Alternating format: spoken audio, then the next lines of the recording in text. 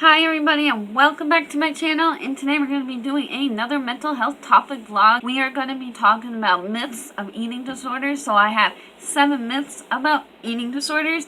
Thank you guys again so much for joining my live yesterday with some unique presenter makeup. If you are curious of what products I did use, leave a comment down below. If you are triggered by this video, please click off the video and come back when you're ready. Talk to an adult or talk to a friend, somebody that you trust, and then if you want to, you can come back. Today I'm going to be doing 7 myths of eating disorders. So, myth number 1. I have my notes here, just to let you know if you see me looking down. I'm looking down at my notes. I just written these now because I tend to forget a lot of what I want to say in the video. So I'll be looking at these and then I'll be explaining it after. Myth number 1 of eating disorders. Eating disorder is a choice. No, it is not a choice. People don't choose to have an eating disorder and their parents are not the cause of it. When I looked on the website, I'll post the link down below if you are curious on more information about where I got my information. But there are also 5 different types of eating disorders. Most of them I didn't know, but there's a couple on this list that I found really interesting, and there's another one that I do remember: alcoholism, drinking, binging, eating disorder. I know very little about it, but I know it's more well known, and maybe I'll do that in another video. But for now, I have one is anorexia nervosa, number 2 is bulimia, and there's also binge eating, which is also known as BEN, and just eating disorders in general are also referred to EN. A lot of my friends who have suffered through eating disorders would call it EN. Another one is strains, also known as non-specified. It's 5 commonly known eating disorders. I know there's one more that I cannot think of at the moment, but there's other mental illnesses that do cause eating disorders, not just, you choose to have it one day, but like such as anxiety, depression, OCD, social phobia, that kind of stuff. But there are other warning signs ahead of time when it comes to eating disorders. And number 2, doesn't everyone have an eating disorder these days? That's not true. It may seem like it is more common with women than with men. Men also do have eating disorders as well as women, more so women. But for the percentage of that is 0.9% of women and 0.3% of men have anorexia. 1.5% of women and 0.5% of men have bulimia. 3.5% women and 2.0% of men had BEN, binge eating disorder. And this is a life-threatening for both men and women. Sometimes I believe that when men have it, it can actually be more serious at times, even though it is just a serious topic in general when it comes to eating disorders. When it comes to eating disorders, self-harm, any of these kind of addictions, it's not just women. That is also a misconception.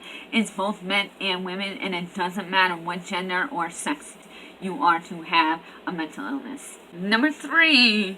Are eating disorders really that serious? A lot of people may not think so. Even overweight people can have an eating disorder, believe it or not. That is something that I found out recently, maybe about a year ago. It really depends on how you are with your body. It doesn't matter.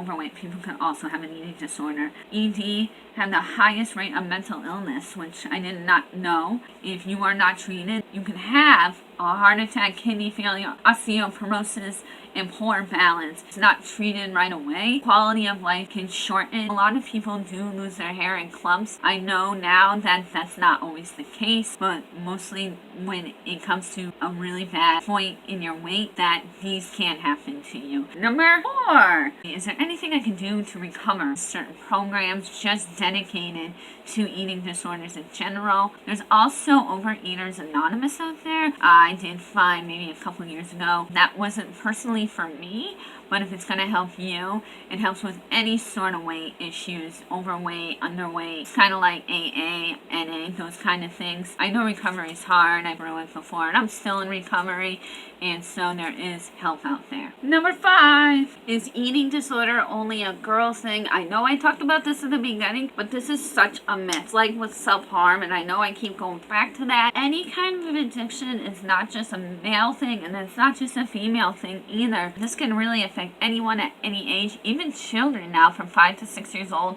It can happen, maybe even younger than that. You have to have the willing to help yourself being able to love yourself for who you are. Any addiction, including eating disorders, can affect anybody. Can someone be too young or too old? Now, I know we just talked about this, but this is what I found on the site for myths of eating disorders. No, there is no age limit, no sex, gender, even though it is more common for women, as we hear, but any sex, any gender, even children can develop an eating disorder. Number 7, last one, myths of eating disorders. Doesn't recovery from an eating disorder, any kind of addiction, take a long time? Some people it takes years, and some people are very quick about it and they don't want worse. It really depends on the person and if they are willing to want to help themselves. You can also talk to a doctor, you can talk to a psychiatrist, there's therapy out there, DBT, there's eating disorder programs, there's also rehab for that too, to get yourself better and back on track.